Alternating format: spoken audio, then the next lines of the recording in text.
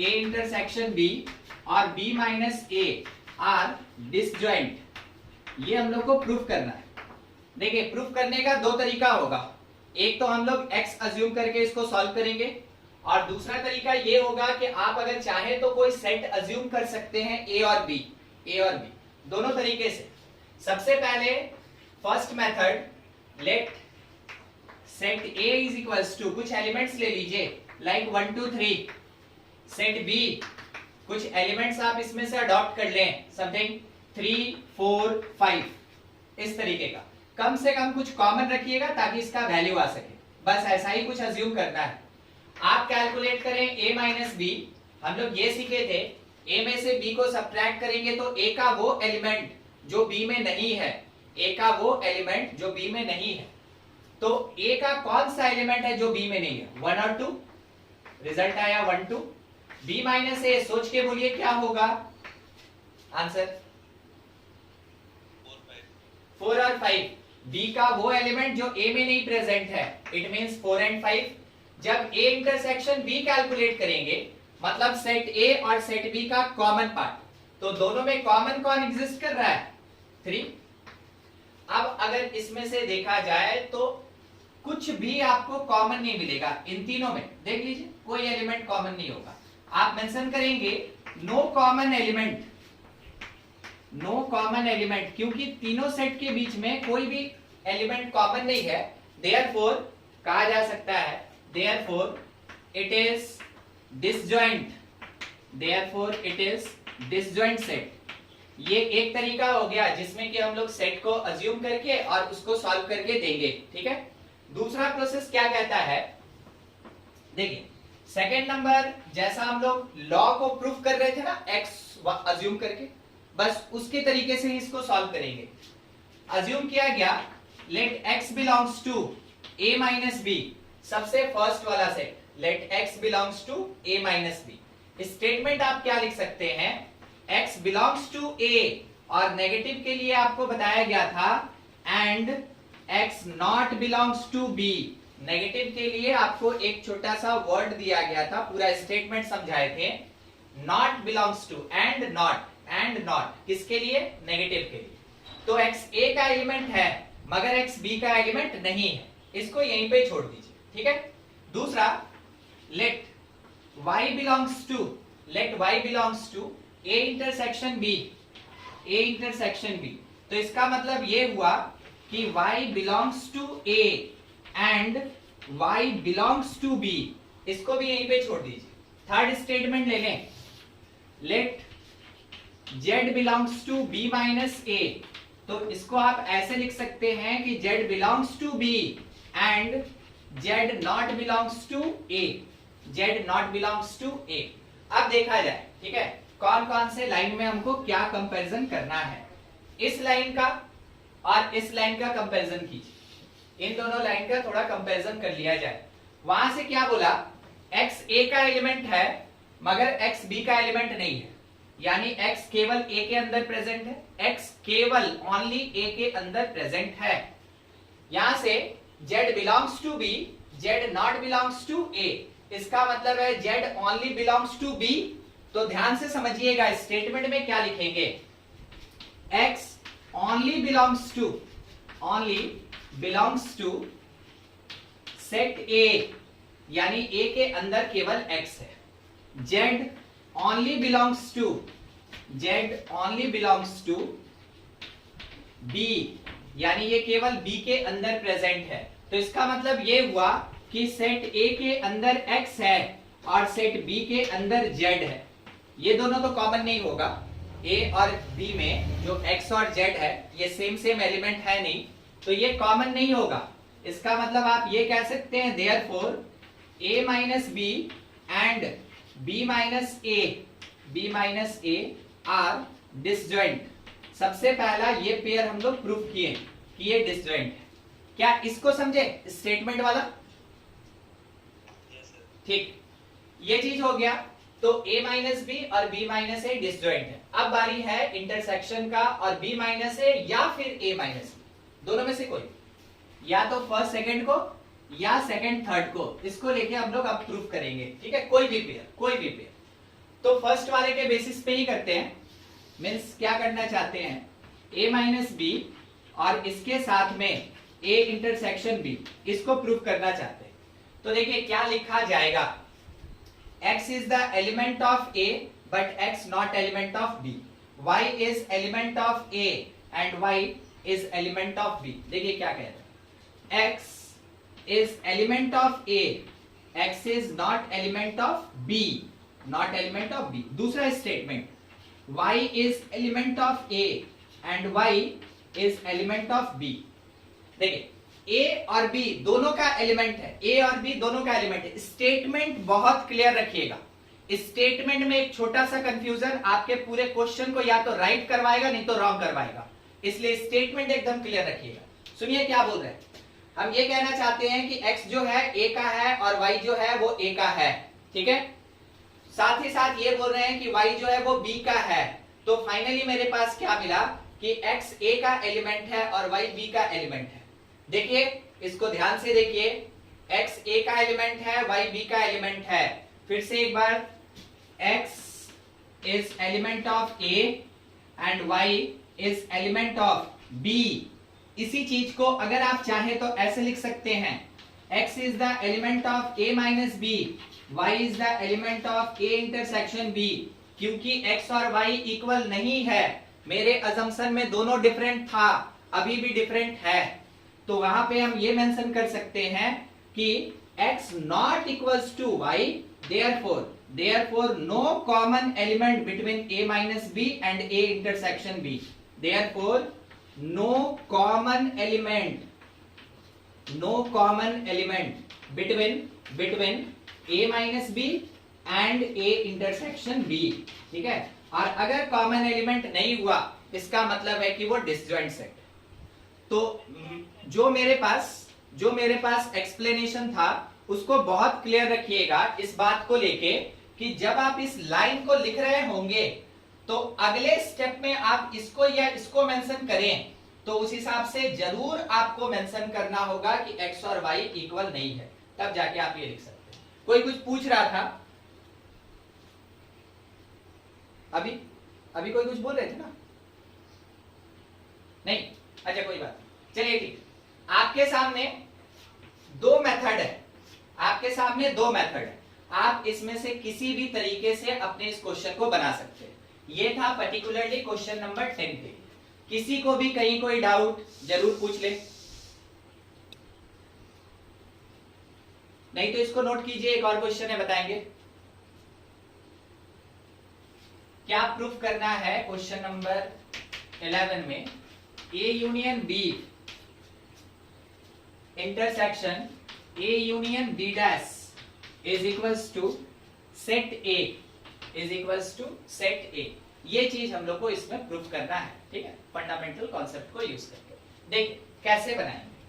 Fundamental concept एक word use किया है इस क्वेश्चन में, इसका मतलब आप अज्यूम नहीं कर सकते। मतलब इससे पहले वाले क्वेश्चन में आपको जो दो तरीका बताया ना, उसमें फर्स्ट वाला आप नहीं यूज कर सकते क्योंकि एक वर्ड यूज किया है फंडामेंटल कॉन्सेप्ट लगाइए। तो करें क्या, वैसे केस में आप अज्यूम कीजिए, बिल्कुल इस तरीके से बनाएंगे। Let x belongs to left hand side वाला सेट, क्योंकि ये बड़ा है, x belongs to a union b intersection a union b dash. सबसे पहले कौन ओपन होगा, ये इंटरसेक्शन। कौन से नोटेशन, कौन से वर्ड के साथ, एंड, क्योंकि बिलोंग्स टू है, इंटरसेक्शन एंड में चेंज होगा। x belongs to a union b and x belongs to a union b dash. Finally किसको ओपन कीजिए, x belongs to, therefore x belongs to a union का और x belongs to b। आपको सारा notation लिखाया गया था कि उसका कौन सा वर्ड यूज होगा, and x belongs to a, ठीक है, एंड सॉरी और अब देखिए जो काम है यहीं पे है, x belongs to b dash, x belongs to b dash. कोई बताएगा b डैश का मतलब क्या होता है? Complement of b। बहुत बढ़िया, ठीक है, कॉम्प्लीमेंट ऑफ b। आप थोड़ा सोचिएगा, b dash is the complement of b। इसका मतलब ये हुआ कि अगर x बिलोंग करेगा b डैश से तो क्या x बिलोंग करेगा सेट बी से? कभी नहीं, कभी नहीं, कभी नहीं। It does not belongs to set B, ये सेट बी से बिलोंग नहीं करेगा। बस यही स्टेटमेंट यहां पे हम लिखने वाले हैं और कुछ नहीं। एक और बात दिखा दें आपको, रिपीटेड है, रिपीटेड है, वन टाइम मेंशन करेंगे, x बिलोंग्स टू ए और ठीक है। आगे क्या लिखा, x belongs to B and x belongs to b dash, it means x does not belongs to b, x does not belongs to b। अब देखिए ये इसका मीनिंग क्या है, थोड़ा हमको समझाइए। तो एक आदमी क्या कह रहा है कि x जो है वो b का एलिमेंट है, साथ ही साथ और उसको लेके x b का एलिमेंट नहीं है। वो बोल रहा है x b का एलिमेंट है और x b का एलिमेंट नहीं है, दोनों एक दूसरे को अपोज कर रहा है। तो फाइनली क्या कंक्लूजन निकालें? फाइनल कंक्लूजन इस अंडरलाइंड पार्ट का, x not belongs to b, x not belongs to b। Therefore आप कह सकते हैं x बिलोंग्स टू a और x not belongs to b। x a का एलिमेंट है, x b का एलिमेंट नहीं है। तो फाइनली अगर इस लाइन के बाद ये लिखा जाए ओनली, केवल यही चीज, तो क्या मेरा करेक्ट है? सोच के हर कोई आंसर देने का कोशिश कीजिए। इस लाइन के बाद ये लाइन करेक्ट है?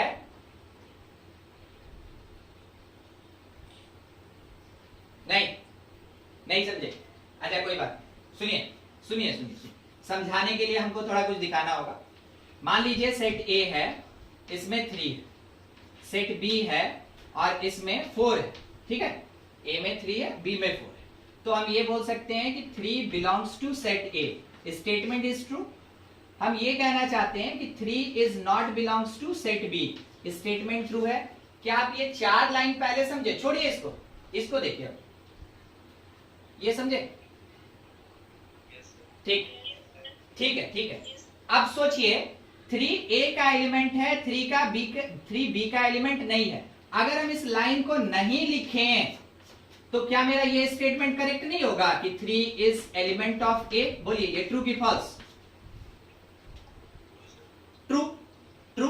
अभी जैसे हम इस नंबर पे दिखाएं तो वो आपको क्लियर कट दिखा, बस वही चीज यहां पे है ना। Let x be 3 belongs to set A, 3 belongs to set A, 3 not belongs to set B, 3 not belongs to set B. Overall इस लाइन का कंक्लूजन मेरे पास क्या है कि x a का एलिमेंट है, केवल b का एलिमेंट नहीं। बोलिए क्या अब ये लाइन क्लियर हुआ यहां से यहां?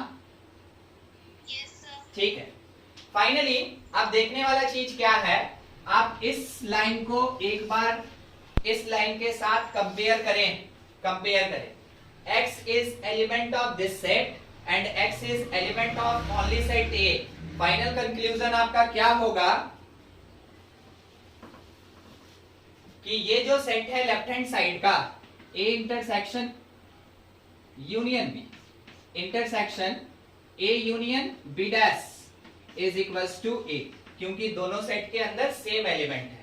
जैसे आपका पूरा थ्योरम प्रूफ कराया गया था, जो सेट का लॉ प्रूफ कराया गया था, बिल्कुल उसी कॉन्सेप्ट को यूज किया गया है। आदित्य क्या क्लियर है? कहीं भी डाउट आदित्य और किसी को भी? क्योंकि आदित्य का क्वेश्चन था इसलिए हम उनसे पूछ ले रहे हैं, किसी को भी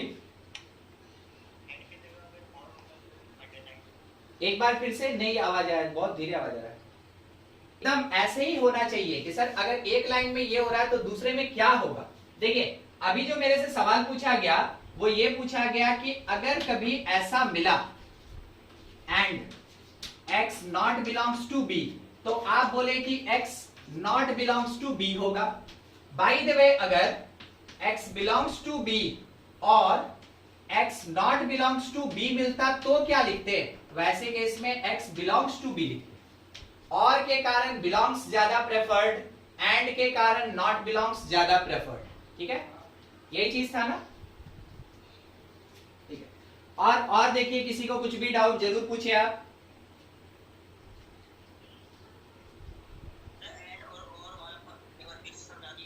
देखिए आप सेट लॉ का क्लास अगर मिस किए हैं कोई भी, सेट लॉ का क्लास अगर मिस किए हैं कोई भी, तो ध्यान से थोड़ा यहां पे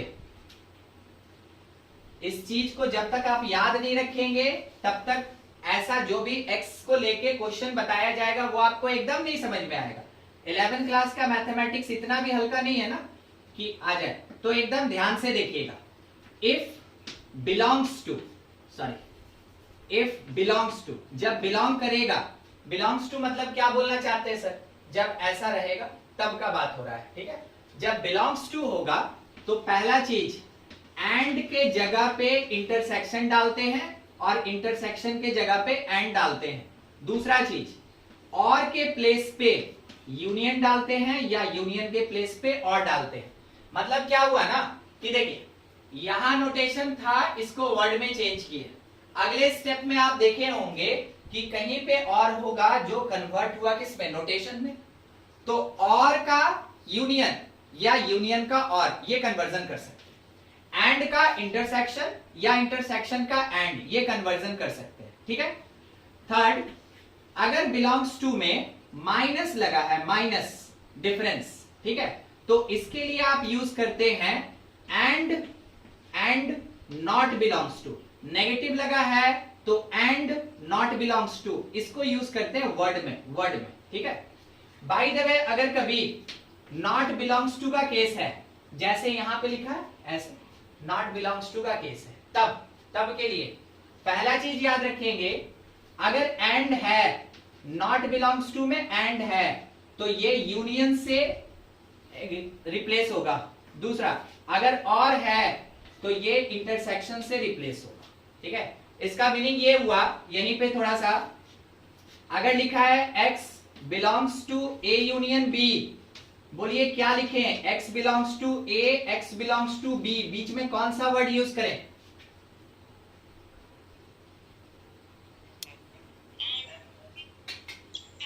नहीं, बस यही चीज, इसीलिए हम ऐसा लिए। बिलोंग्स टू है तो यूनियन का कौन सा वर्ड यूज होगा?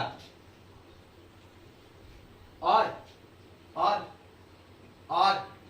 फिर से एक बार ध्यान से देखिए, बिलोंग्स टू यूनियन और होता है, बिलोंग्स टू और यूनियन होता है। जहां पॉइंट आउट कर रहे हैं उसी जगह पे ध्यान दीजिएगा, तब समझ में आएगा।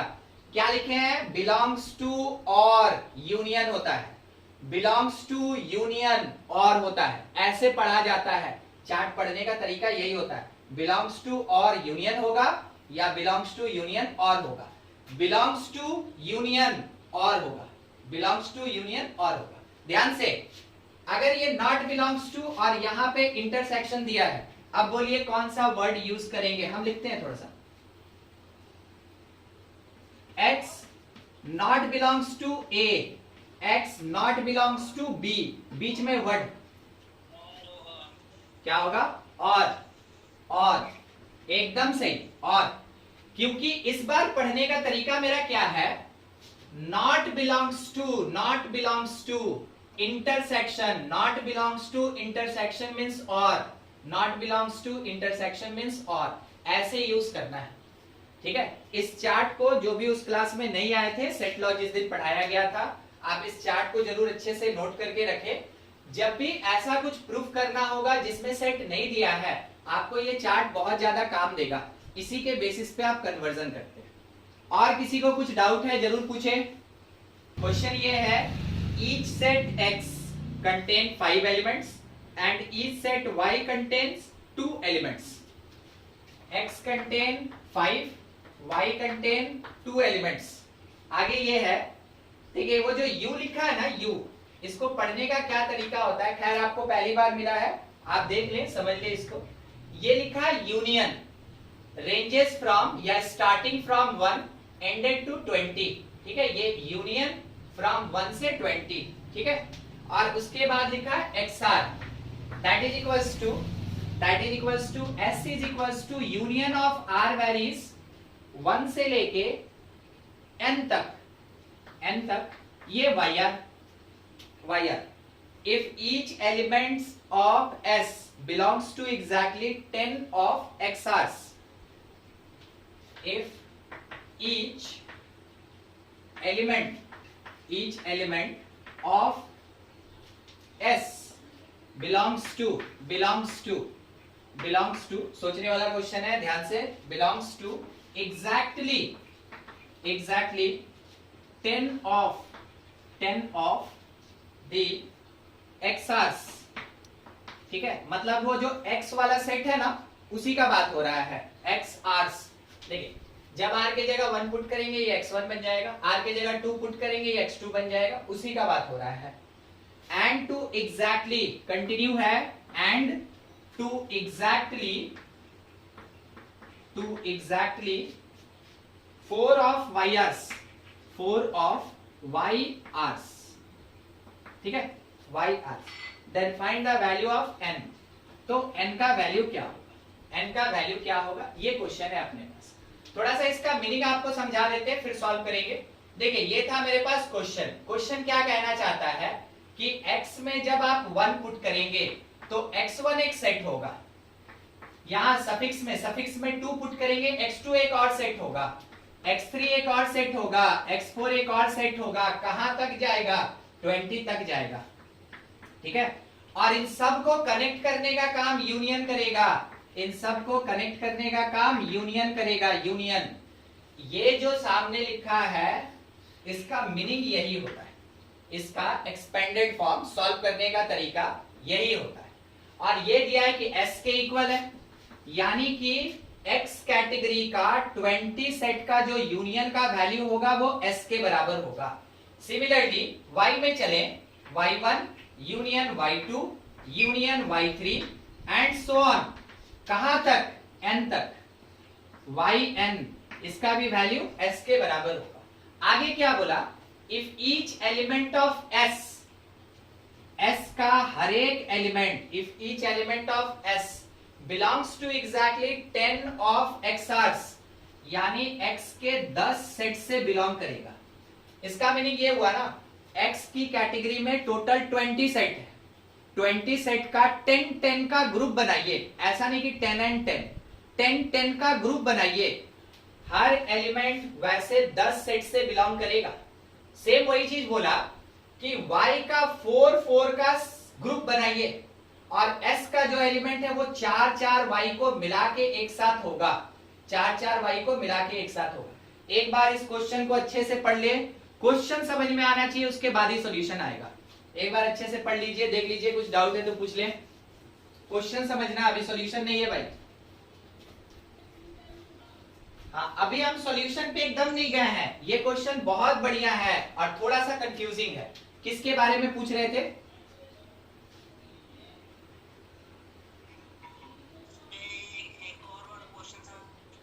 ठीक, देखिए, क्वेश्चन का स्टेटमेंट ये है कि यूनियन लगा के अगर X की कैटेगरी का सेट लिखे, like X1 X2 X3 X4 X20 तक, ठीक है, यहां देखिएगा 20 तक यूनियन लगा के अगर X की कैटेगरी का सेट लिखे, उसका वैल्यू S के बराबर होगा। किसके जैसा?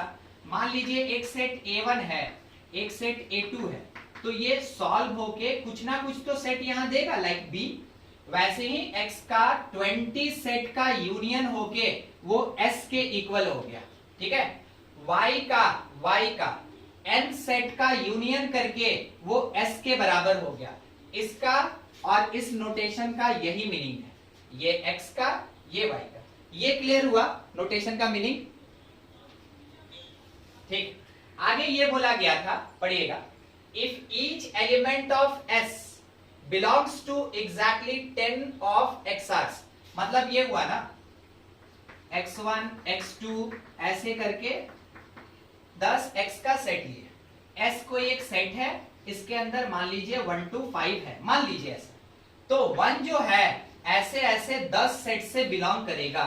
1 जो है S का हर एक एलिमेंट, ध्यान से, S का हर एक एलिमेंट 10 X वाले सेट से बिलोंग करेगा, तो S का एक एलिमेंट 10 X वाले सेट से बिलोंग किया, S का दूसरा एलिमेंट 10 X वाले सेट से बिलोंग किया, ये बोल रहा है ये लाइन। और दूसरा लाइन क्या कह रहा है कि S का हर एक element, each element of set S का हर एक एलिमेंट Y के 4 सेट से बिलोंग कर रहा है। मतलब हो सकता है कि 1 जो है ये y1 में है, y2 में है, y3 में है, y4 में है। 2 जो है ये y2 में है, y3 में है, y4 में है, y5 में, मगर 4 के साथ ये कॉमन है। हर एक एलिमेंट 4 y से बिलोंग कर रहा है। ये है आपके पास क्वेश्चन। देख लीजिए फिर से एक बार, उसके बाद डील करें। हो गया क्या? पढ़ लिए सब? ठीक है। क्वेश्चन में क्लियर होना चाहिए। और लास्टली हमसे ये डिमांड किया कि बताओ n का वैल्यू क्या होगा, n का वैल्यू क्या होगा। ठीक है, ये चीज देखिए। सबसे पहला चीज, कौन सा डेटा कितना काम आएगा, बस उसके बारे में बता रहे हैं आपको। देखिए टोटल x कितना है, 10। x कितना है यहाँ पे, जो कि एक एक एलिमेंट को कंटेन करेगा, 10। ठीक है, 10। और दूसरा बात ये है कि मेरे पास वैसा बोल के कितना सेट एग्जिस्ट कर रहा है। एक और चीज, हम लोग एक लाइन छोड़े थे ना, सबसे ऊपर वाला, देखिए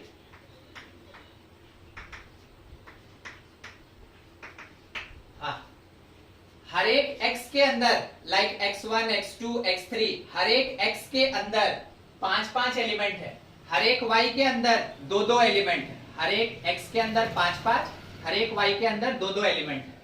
तो सोचिए, अगर हम यहां से 10x लेके चलेंगे, 10x, तो टोटल एलिमेंट कितना हो जाएगा मेरा, 50। तो इन 10 sets of x number of elements that is equals to 10 into हर एक में 5, 50। ये आ गया। उसके बाद आपके पास यहाँ पे y बोला है n यूनिट y, देखिए कहीं लिखा होगा। ठीक है, n यूनिट y, ये रहा, n तक जा रहा है। ठीक है, n तक जा रहा है। तो हम लोग लेके चलेंगे इन 4 sets of y's number of elements that is equals to, आप क्या कह सकते हैं, 4 into हर एक के अंदर कितना, 2। तो इसमें मिला हम लोग को 50 एलिमेंट, और इसमें हम लोग को कितना मिल रहा है, 8 एलिमेंट। एक में 50 है और एक में अपने पास 8 है, 8। तो बस इसी चीज को हम लोग को थोड़ा ध्यान से देखना है कि ये कितनी बार रिपीट हो रहा है, ये कितनी बार रिपीट हो रहा है। तो in 20x number of elements in S, देखिए x को s से रिलेट किए, क्योंकि x का यूनियन s के बराबर है, कितने, x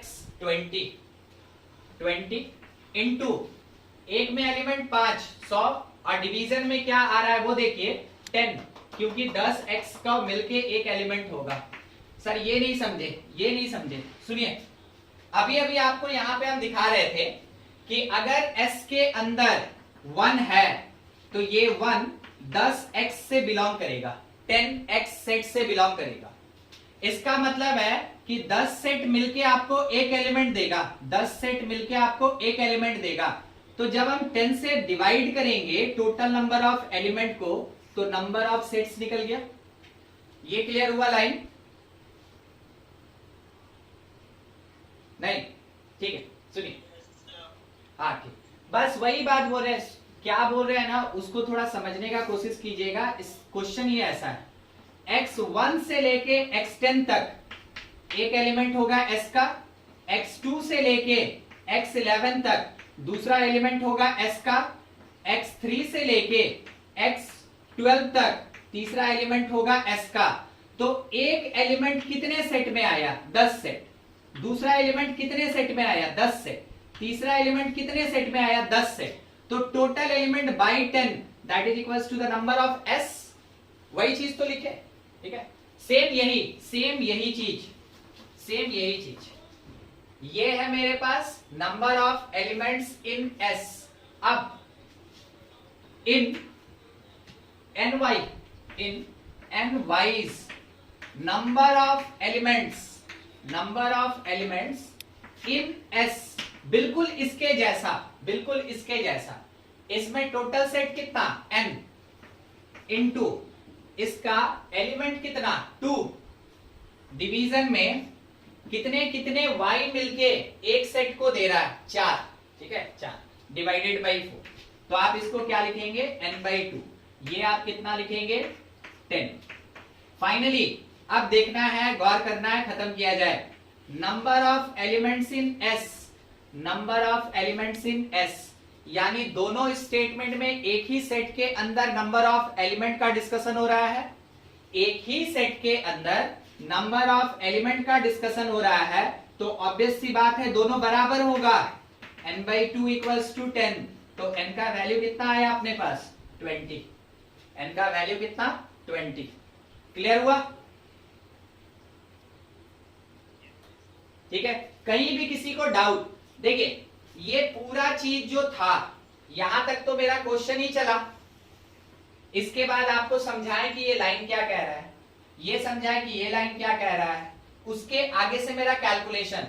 तो ये दो पार्ट केवल ये बता रहा है कि 10 सेट जो है x का उसमें एलिमेंट कितना होगा, 4 सेट जो है y का उसमें एलिमेंट क्या होगा।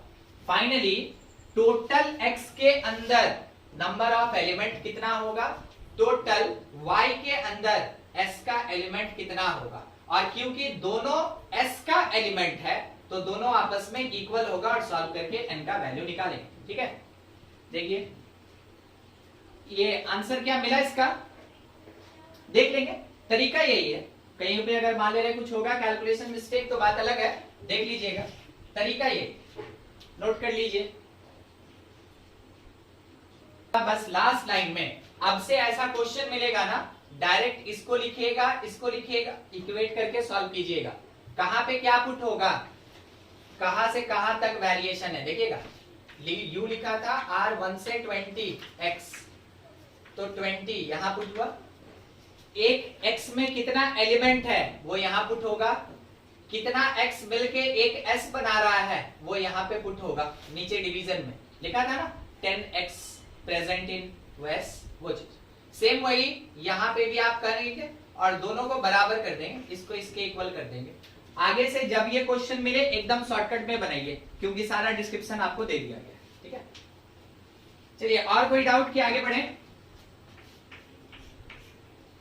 ठीक, कंटिन्यू करते हैं। Formation of relation, formation of relation, formation of relation.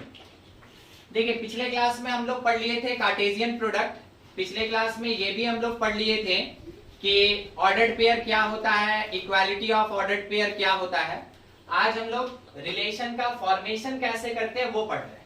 आपको याद दिला दें, पिछले क्लास में पढ़े थे रिलेशन क्या होता है, relation is set of ordered pairs, ordered pairs, ये ऑर्डर्ड पेयर्स का सेट होता है, बस इसी चीज का फॉर्मेशन करना है। तो ध्यान से क्वेश्चन कैसा रहेगा, काम कैसे करेंगे, सीधा सीखते चलेंगे एग्जांपल से। क्वेश्चन में ये बोला form a relation R as xy belongs to relation R and x belongs to set 1 to 5, y belongs to set 0 to 410, such that x related to y by the condition y is equals to 2x, ठीक है, y equals to 2x।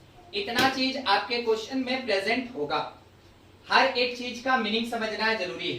देखिए सबसे पहला जरूरी चीज ordered pair कौन से form में लिखें, x पहले y बाद में। दूसरा x क्या क्या हो सकता है, y क्या क्या हो सकता है, और xy का रिलेशन, ठीक है, xy का रिलेशन। बस इतने ही चीज पे आप थोड़ा ध्यान रखेंगे, ठीक है। बाकी सब तो केवल स्टेटमेंट बनाने के लिए फिलर है, बस ये 4 जगह पे आप थोड़ा ध्यान रखिए। फॉर्मेशन कैसे करेंगे, let x is equals to, आप चाहें तो लेट यूज कर सकते हैं, अदरवाइज कोई बात नहीं, x1 तो ले ही सकते हैं, x2 ले सकते हैं, x3 ले सकते हैं, सॉरी 5 ले सकते हैं, 5 ले सकते हैं। अगर x1 हो जाए तो यहां पे 1 पुट करके y क्या बोलिएगा, 2। अगर x2 हो जाए तो y कितना, अगर x 5 हो जाए y कितना 10, मिल गया। यानी कि जो ऑर्डर्ड पेयर्स बना, ऑर्डर्ड पेयर्स दैट इज 1 2 1 2 2 4 2 4 5 10 5 10, तीन ऑर्डर्ड पेयर बना, तीन ऑर्डर्ड पेयर बना, जैसा वैल्यू दिया हुआ था, जैसा वैल्यू दिया था, तीन ऑर्डर्ड पेयर बना। अब इसके बाद रिलेशन R, एक कर्ली ब्रेस दीजिए और इन ऑर्डर्ड पेयर्स को इसमें लिख दीजिए, कर्ली ब्रेस के अंदर ऑर्डर्ड पेयर्स को लिख दीजिए। ये आपका रिलेशन बनके तैयार हो गया, ये फाइनली अपना आंसर हो गया। ठीक है, ये अपना आंसर हो गया। देखिए कैसे हम लोग को रिलेशन फॉर्म करना है, उसके लिए क्वेश्चन में जो भी दिया, पहले देखें ऑर्डर्ड पेयर कैसा, फिर देखें x क्या हो सकता है, y क्या हो सकता है, उसके बाद x y में रिलेशन क्या है। काम का चीज यही होता है और इसी के बेसिस पे रिलेशन का फॉर्मेशन किया जाता है। मान लीजिए क्वेश्चन इस तरीके से दिया, form a relation R contain, relation R contain xy ordered pair, x and y belongs to same set 1 2 से लेके 10 तक, और क्या बोला y is equals to 2x minus 1। देखिए जितना काम का था उतना ही लिखे, एक्स्ट्रा कुछ नहीं लिखे। ऑर्डर्ड पेयर कैसा होगा, x कौन से सेट y कौन से सेट से बिलोंग करेगा और x y में रिलेशन क्या होगा। स्टार्ट करेंगे आप x इज इक्वल्स टू 1 से, तो y आपको कितना मिला 2 माइनस 1 1, x2 लीजिए, y आपको कितना मिल गया यहां से 3, x का वैल्यू 3, y कितना 5, x4 y कितना 7, x5 y क्या आ सकता है 9, x इज इक्वल्स टू 6। बस इसीलिए हम थोड़ा सा जल्दी जल्दी बना रहे थे ताकि हम आपको यहां पहुंचाएं लास्ट वाले में। क्या स्पेशल बात है लास्ट में, देखिए x तो ठीक है कि सेट में है क्योंकि 1 से 10 है, 6 इसके बीच में होगा, मगर क्या 11 इस सेट में है? नहीं है, 11 इस वाले सेट में तो है नहीं। ये क्या बोला कि y जो है वो 1 से 10 तक होना चाहिए, y 1 से 10 तक होना चाहिए। यहां मेरा y तो 11 आ गया, तो अब क्या करेंगे, अब क्या करेंगे, लिखेंगे this does not belongs to the given set, y equals to 11 not belongs to the given set. तो इससे क्या फायदा, therefore 6 11 is not ordered pair, is not ordered pair. जो सेट के अंदर का एलिमेंट कंटेन करेगा वही ऑर्डर्ड पेयर बनाएगा, जो सेट के अंदर का एलिमेंट कंटेन नहीं करेगा वो ऑर्डर्ड पेयर नहीं बनाएगा। इसका मतलब क्या हुआ, मेरे पास ऑर्डर्ड पेयर 1 2 3 4 5 मिला। ठीक है, तो रिलेशन R कैसे लिखेंगे, x पहले y बाद में 1 1, फिर 2 3, उसके बाद 3 5, अगला कौन 4 7, नेक्स्ट कौन 5 9, इसके आगे कुछ नहीं। ये हो गया रिलेशन R। देखिए दो क्वेश्चन आपके सामने है, इसमें कोई थ्योरी नहीं, आपको क्वेश्चन समझना है, डिफरेंट टाइप का क्वेश्चन होगा, आपको यूज करना है और रिलेशन का फॉर्मेशन करना है। तो थोड़ा इस क्वेश्चन को आराम से देख के एक बार नोट कर लें, अभी और इस पे डील होगा डिफरेंट डिफरेंट कंडीशन में। दो जगह आपको बता दें आपके काम का क्या क्या, टेस्ट मतलब आप समझ रहे हैं, वहां पे ऑनलाइन टेस्ट होगा, वहां पे ऑनलाइन टेस्ट होगा, जब आपको नोटिस मिलेगा टेस्ट वाले सेक्शन में ही ऑनलाइन टेस्ट होगा। दूसरा जो असाइनमेंट सेक्शन है, जो असाइनमेंट सेक्शन है इसमें आपको डीपीपी मिलेगा, मॉड्यूल मिलेगा और इसी में आपको बुक्स मिलेगा। ठीक है, उसके बाद अनाउंसमेंट सेक्शन, अनाउंसमेंट जो भी अपलोड होगा, वीडियो हो गया या टेस्ट होने वाला है या फिर असाइनमेंट में डीपीपी मॉड्यूल या फिर बुक अपलोड होगा, वो अनाउंसमेंट में भी अटैच्ड होता है, अनाउंसमेंट में भी अटैच्ड होता है। आप असाइनमेंट सेक्शन से भी डाउनलोड कर सकते हैं, आप अनाउंसमेंट सेक्शन में भी जाके डाउनलोड कर सकते हैं, वो भेजा जाता है। ठीक है,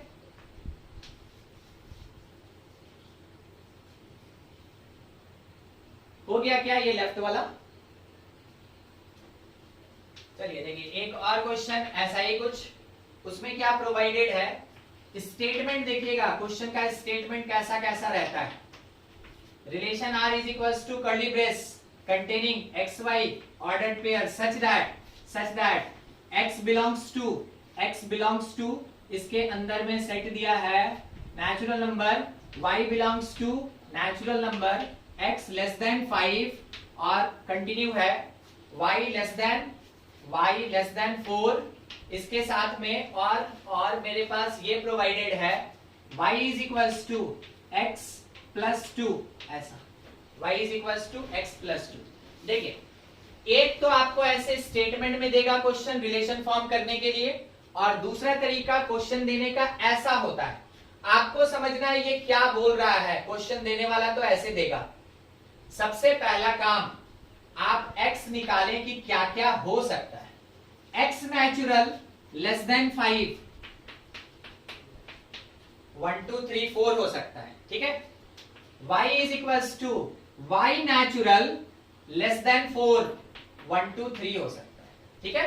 उसके बाद आप इस रिलेशन को यूज करें, y किसके इक्वल x प्लस 2, तो आप x का वैल्यू 1 लें और यहां y कैलकुलेट करें 1 प्लस 2 3। आप x का वैल्यू 2 लीजिए और y का वैल्यू निकालिए 2 प्लस 2 4। मगर देखिए क्या ये 4 इससे बिलोंग कर रहा है? नहीं है, नहीं, नॉट पॉसिबल। यहां लिखेंगे नॉट पॉसिबल, किसके जैसा? बिल्कुल ये लास्ट वाले कंडीशन के जैसा, ठीक है। तो y इक्वल्स टू 4 हो ही नहीं सकता है, क्योंकि y जो है 1 2 3 है, तो इसका मतलब कितना ऑर्डर्ड पेयर मिला? एक ऑर्डर्ड पेयर मिला, कौन सा? 1 3 का। तो relation R is equals to curly brace में केवल एक ऑर्डर्ड पेयर 1 3 होगा। ऐसे बनाना है आपको, ठीक है। हर एक क्वेश्चन में वही रिपीट करेगा, और इतनी बार रिपीट करेंगे अभी आपके सामने कि आपको याद हो जाना चाहिए। क्लास के बाद क्वेश्चन आपसे जरूर बनना चाहिए। एक और क्वेश्चन, फॉर्म अ रिलेशन। देखिएगा आपसे थोड़ा इसमें सवाल पूछेंगे, थोड़ा घुमा हुआ में भी रह सकता है।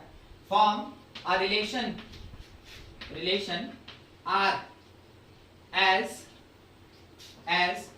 yx belongs to R, yx belongs to relation R, x y belongs to a set, ठीक है। x y belongs to a set 0 1 2 3 4 5, ठीक है, 5, such that x is equals to y square plus 1, such that x is equals to y square plus 1, ये लिखा है। अच्छा, इस relation को देख के कोई बता सकता है y इंडिपेंडेंट की x इंडिपेंडेंट?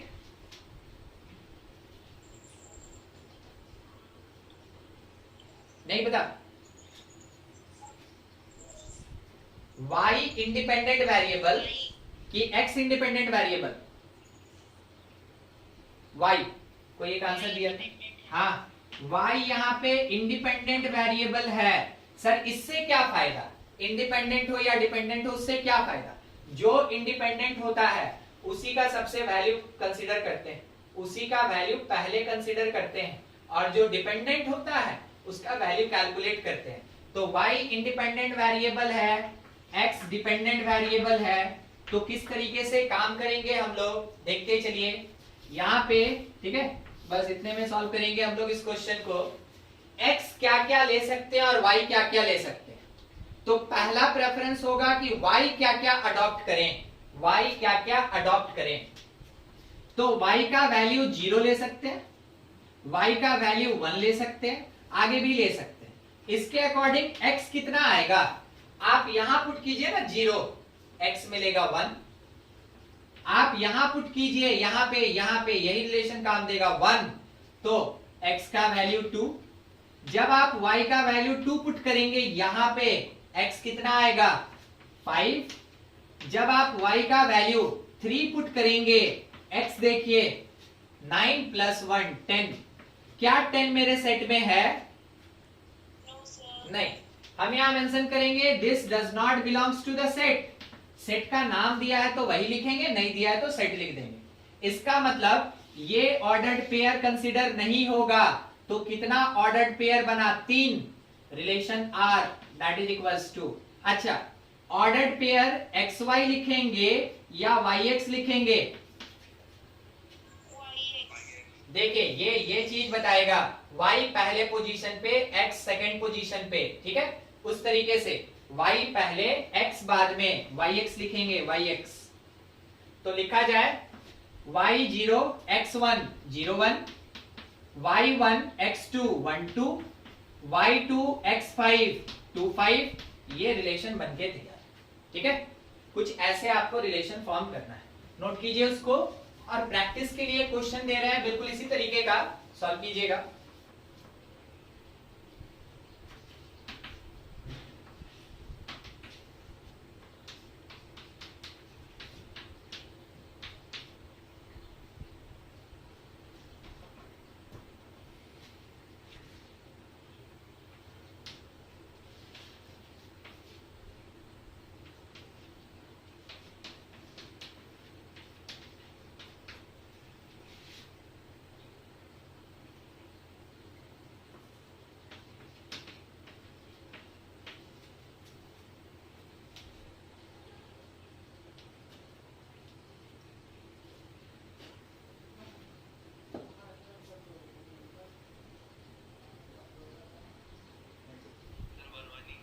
एक ही आ रहा है ना, 1 1 ही आ रहा है। चलिए ठीक, सबसे पहला चीज x less than 3, x less than 3, तो इसका मतलब है कि x का वैल्यू क्या हो सकता है? 1 और 2 हो सकता है। y लेस देन 10, तो y का वैल्यू क्या लिख सकते हैं? 1 2 3 4 5 6 7 8 9 तक लिख सकते हैं, ठीक है? बोला x जो है वो y स्क्वायर के इक्वल है, x जो है वो y स्क्वायर के इक्वल है। y का वैल्यू आप 1 लिए तो x का वैल्यू हम लोग को 1 मिला, y का square is equals to x। जब आप y का वैल्यू 2 लिए तो x का वैल्यू जो होगा वो 4 होगा, और x के पास 4 नहीं है, it does not belongs to the set, यानी एक ही ऑर्डर्ड पेयर मिलेगा, और रिलेशन R के अंदर सिंपल 1 1 का एक ऑर्डर्ड पेयर बनेगा, ठीक है? ये करेक्ट, ये ठीक है।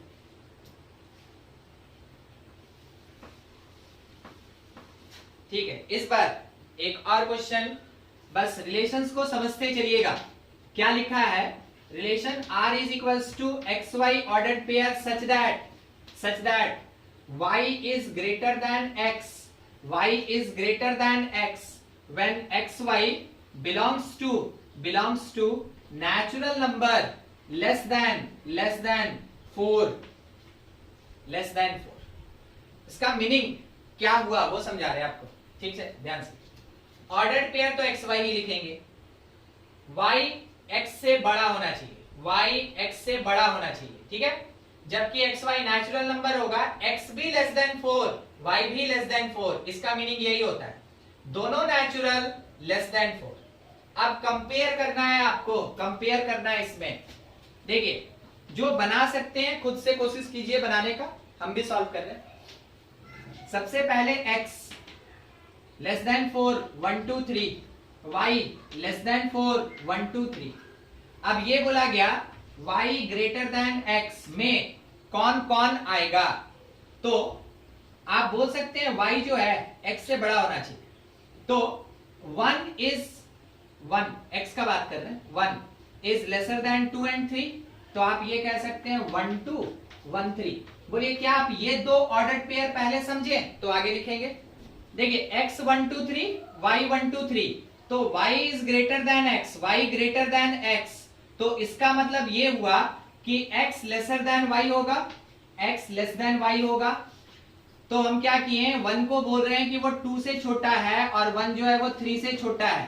फर्स्ट वाला x, सेकंड वाला y, 1 is lesser than 2, 1 is lesser than 3। क्या आप ये समझे? पहले ये कंफर्म, ठीक है, वो क्लियर। अब अगली बार x का वैल्यू 2 लेते हैं, तो 2 किससे छोटा है? 2 से कि 3 से? 3 से, तो केवल 3 आएगा, और 3 तो किसी से छोटा ही नहीं है, यानी यही होगा मेरा relation R, it is the relation R। जब भी बोला जाए कि फर्स्ट पोजीशन सेकंड से लेस है, छोटा है, तो आपको बस फर्स्ट पोजीशन पे एलिमेंट लिखना है, देखना है उससे बड़ा जो एलिमेंट आपको दिख रहा है उसका ऑर्डर पेयर बनाते जाना है। ठीक है, नोट कीजिए। किसी को कुछ भी डाउट हो कहीं भी जरूर पूछें, वैसा ही क्वेश्चन है। x belongs to 1 2 3 4 5, y belongs to 0 2 4 6 8, 0 2 4 6 8 ऐसा है। बोला ये क्या, x y belongs to relation R, x x is less than y, x is less than y, relation R क्या होगा, फॉर्म करके आपको देना है। देख सॉल्व कीजिए खुद से। अच्छा ठीक है, हम पढ़ दे रहे हैं एक बार। x belongs to 1 2 3 4 5, y belongs to 0 2 4 6 8, xy is ordered pair of relation x less than y, x less than y, तो रिलेशन का फॉर्मेशन करना है। हाँ ठीक है, बहुत सारा एलिमेंट मिलेगा, बहुत सारा, ठीक है, बहुत सारा मिलेगा। तो देखिए कैसे काम करते हैं, जब बहुत सारा मिलता है इसका एक डायग्रामेटिकल रिप्रेजेंटेशन होता है, इसीलिए इसको लिए थे अभी क्वेश्चन को। डायग्रामेटिकल रिप्रेजेंटेशन कैसा होता है, जब कभी भी बहुत सारा ऑर्डर्ड पेयर मिले तो खास करके आप डायग्रामेटिकल रिप्रेजेंटेशन यूज करेंगे। उस समय डायग्रामेटिकल रिप्रेजेंटेशन के लिए उस समय क्या होगा कि x का एक सेट बनेगा, y का एक सेट बनेगा, इसमें लिखेंगे 1 2 3 4 5, इसमें लिखेंगे 0 2 4 6 8, ठीक है। ये है x और ये है y, x से y की तरफ मैपिंग, किस चीज का, रिलेशन। देखिए कैसे लिखा गया, मीनिंग समझाते हैं। Relation R such that x maps y, x जो है y की तरफ मैपिंग कर रहा है, x y की तरफ मैपिंग कर रहा है, डायरेक्ट कर रहा है। तो कौन किससे रिलेटेड, बोला x छोटा y से, ये लेस ये ग्रेटर, ऐसे मान लीजिए। अब 1 किससे लेस है, 2 से, 4 से, 6 से, 8 से, 4 ऑर्डर्ड पेयर हुआ। आप लिखना चाहें बिल्कुल लिखें, इसमें कर्ली ब्रेस में 1 2 1 4 1 6 1 8, ठीक है। फिर उसके बाद 2 किससे लेस है, 4 से, 6 से, 8 से, तो 2 का अब ऑर्डर्ड पेयर बनाइए, 2 4 2 6 2 8। फिर 3 किससे लेस है, 4 से, 6 से, 8 से, तो 3 4 3 6 3 8 ये आएगा। उसके बाद 4 किससे लेस है, 4 ना, ये नहीं, ये मिस्टेक, 6 से और 8 से, तो 4 किससे रिलेटेड होगा, 4 6 और 4 8। बाद में 5 किससे लेस है, तो 5 6 से और 8 से, तो 5 6 और 5 8, इसको कर्ली ब्रेस में क्लोज कर दीजिए। देखिए इतना ऑर्डर्ड पेयर मिलेगा, और उन ऑर्डर्ड पेयर का ये डायग्रामेटिकल रिप्रेजेंटेशन हो गया। तो किसी रिलेशन का डायग्रामेटिकल रिप्रेजेंटेशन इसी तरीके से दिया जाता है, ठीक है। ये आपका आंसर होना चाहिए था, लेविस यही आया था। चलिए ठीक, बहुत बढ़िया। किसी को भी दिक्कत है जरूर पूछें, कहीं भी कुछ नहीं समझ में आया हो।